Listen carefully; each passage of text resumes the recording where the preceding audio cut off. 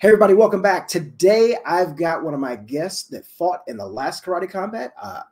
We'll be going out there soon to cover Raymond Daniels' premiere for Karate Combat 35 in Orlando, Florida. And I am pleased to bring into the stream today Rob Buxton. Rob, first of all, thanks for joining us today. How you doing? Hey, I'm good. Thanks for having me. This is perfect. You know, I got to admit, so when we were there at Karate Combat, the great thing about that is that I was there early, got a chance to do a lot of press stuff, hang out and everything. And I legitimately did not know you were fighting until I saw you get on the scale. I thought you were there supporting one of the coaches there. How did you make your way to Karate Combat? Yeah, so I got a pretty decent background in sport karate in the WKC. I did mainly the continuous divisions. So I spent a couple years there, did a couple of the world championships. Got a bronze medal in that time at the Worlds, and a number of Canadian titles. And then from there, I made my way into full contact, so into K1 and Muay Thai. And again, had the opportunity to represent Canada a number of times on those.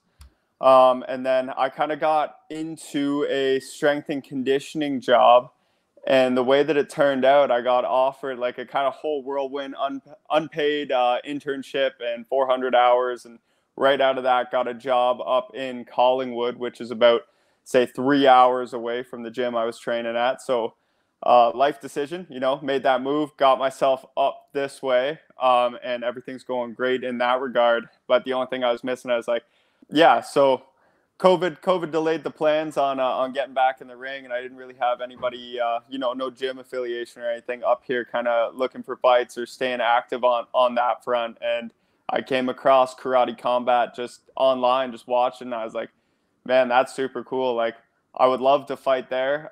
Checked out the website, and sure enough, they got the application process up top. You can apply online.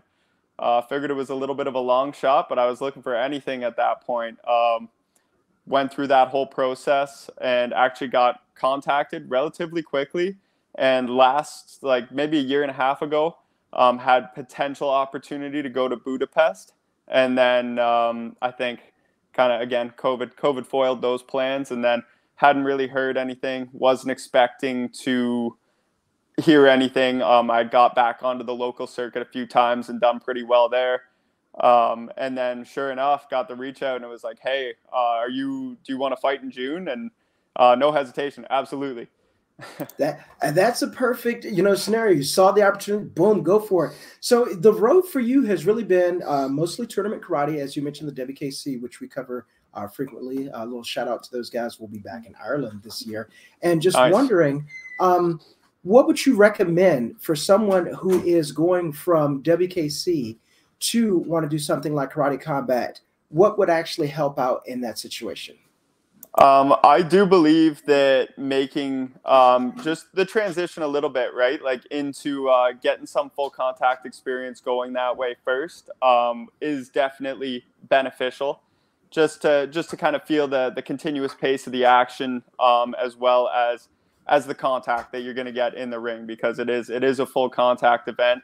However, I have always found that foundation that I built in WKC, that's just, lots of speed. You got to be very technical. You got to be on your feet and bouncing a lot, has always served me very well when I have fought in those full contact rings as well, especially if the person that you're against doesn't have a background that's like that. It can cause a lot of problems for people. So that is a good formula for anyone that is looking to kind of go that route.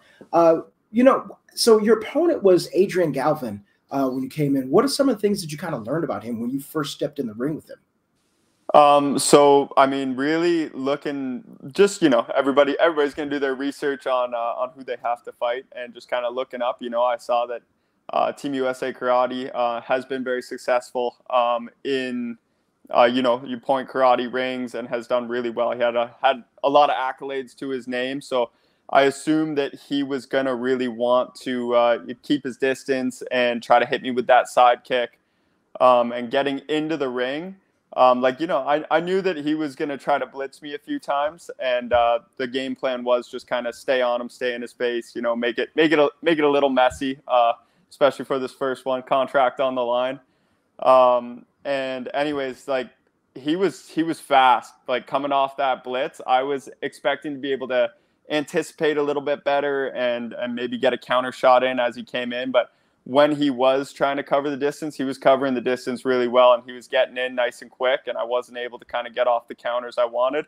Felt like a little stuck in the mud there. And then I felt like just kind of, again, that kind of full contact experience and putting the power on him a little bit with the kicks, he started to kind of take a step back, and then I was really able to just get on top of him and ended up on that 45-degree wall a lot more than I thought I was going to be.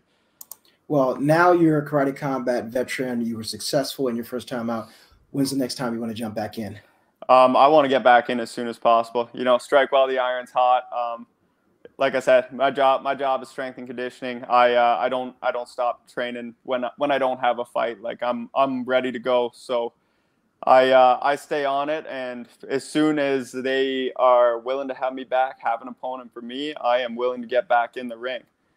Well, Rob, I certainly appreciate you taking the time between reps, bringing the strength to karate combat. We will see you in that pit very soon. Thanks again, brother. Hey, thank you.